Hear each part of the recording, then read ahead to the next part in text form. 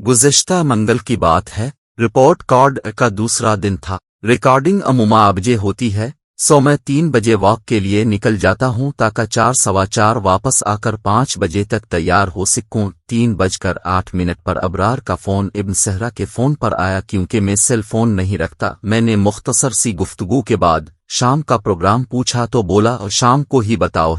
मुकर्ररा वक्त पर वापसी और रिपोर्ट कार्ड की रिकॉर्डिंग शुरू हुई तो पहली ब्रेक होते ही मैंने अपने मुलाजिम से कहा, चुप टर्म यार, अबरार साहिब को कॉल करके आने न आने का पूछो। दूसरी ब्रेक के दौरान चुपटर्म ने बताया फ़ोन किया था। मुलाजमा ने बताया कि अबरार साहिब गिर गए थे बाजी, ड्राइवर उन्हें हस्पताल लेकर गए। हल्का सा झटका लगा, बात खत्म। प्रोग्राम शुरू हो गया, जिसके खत्म होने पर अहले खाना और आसिफ अफान समेत दीगर दोस्तों ने मरहला वार मुझे बताया कि अबरार भाईजान लेवा हार्ट अटैक के नतीजा में गिरे थे। नमाज जनाजा आज ही होगी। 50 साल की दोस्ती एक लम्हा में खाक हो गई और मैं पथरा सा गया। न कोई आंसू न कोई लफ्ज़। मॉडल टाउन पहुंचे, शांत चेहरे का आखिरी दीदार किया और सुपुर्द खाक करके वापस आ गए। और मैं सोचता रहा कि आज रात यारगार अबरार कब्र में और मैं बिस्तर में कैसे गुजारूंगा। सब कुछ हो चुका था लेकिन यकीन नहीं आ रहा था। पत्थर की तरह मैंने तेरा सोग मनाया, दामन न किया चाक, कभी बाल न खोले।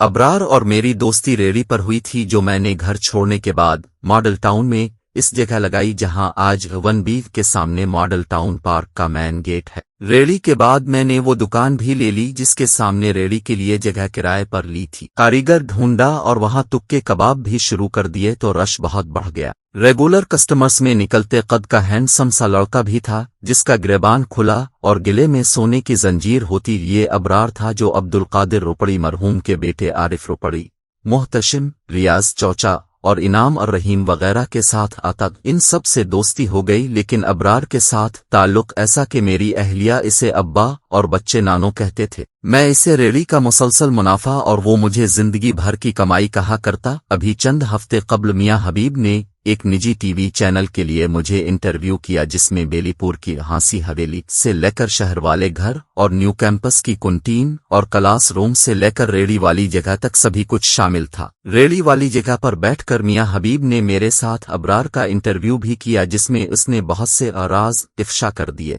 वो अजीब आदमी था जो किताबों का आशिक, जख्मी लोगों का मुआलिज और अपने हासिदों के लिए भी लजपाल था। जो लोग उसे डसते रहे वो बवक्त जरूरत उनके जख्मों पर भी मरहम पट्टी करता रहा। वो भुट्टो का आशिक था जिसने भुट्टो की फांसी पर रोने से इनकार करते हुए कहा, जिस दिन भुट्टो का एहसान फरामोश कातिल खुद कत्ल होगा इस दिन रोहेगा और घर में जो कुछ होगा जरूरतमंदों में तकसीम कर दूंगा। फिर जब टीवी पर उसने गुलाम इसहाक खान का ये ऐलान सुना कि जियाउल हक का तैयारा फिजा में फट गया तो वो रात भर भुट्टो के सोग में रोता रहा और घर में जो कुछ था गरीबों में बांट दिया। बड़ा बेटा चीकू अब नामवर आर्किटेक्ट है। तब बच्चा था जब 86 में बेनजीर भुट्टो जलावतनी काट कर लाहौर आई। एयरपोर्ट से दाता दरबार तक वाकई इंसानों का समंदर था जहां छोटे से बच्चे को लेकर जाना पागलपन के सवा कुछ न था, लेकिन वो ऐसा ही था। नन्हे चीकू को कंधे पर बिठाकर उसे बेनजीर दिखाता और चलाता रहा, ये देखो वो बेनजीर है, भुट्टो की बेटी बेनजीर है,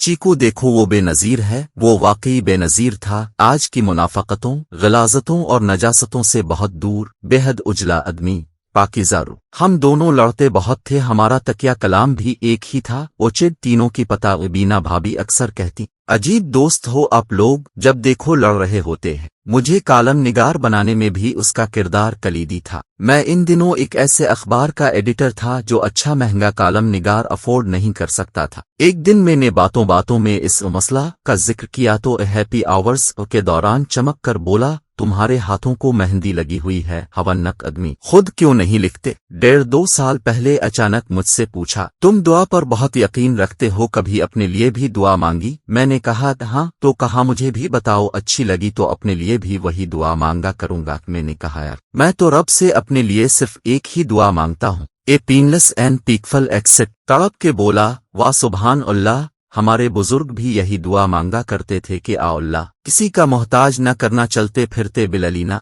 इसकी सुनी गई कि बहुत ही उजला और पाकीज़ा शख्स था। वो न सुन सकेगा तेरी सदा, जो चला गया उसे भूल जा, लेकिन खुद को कैसे भुलाया जा सकता है।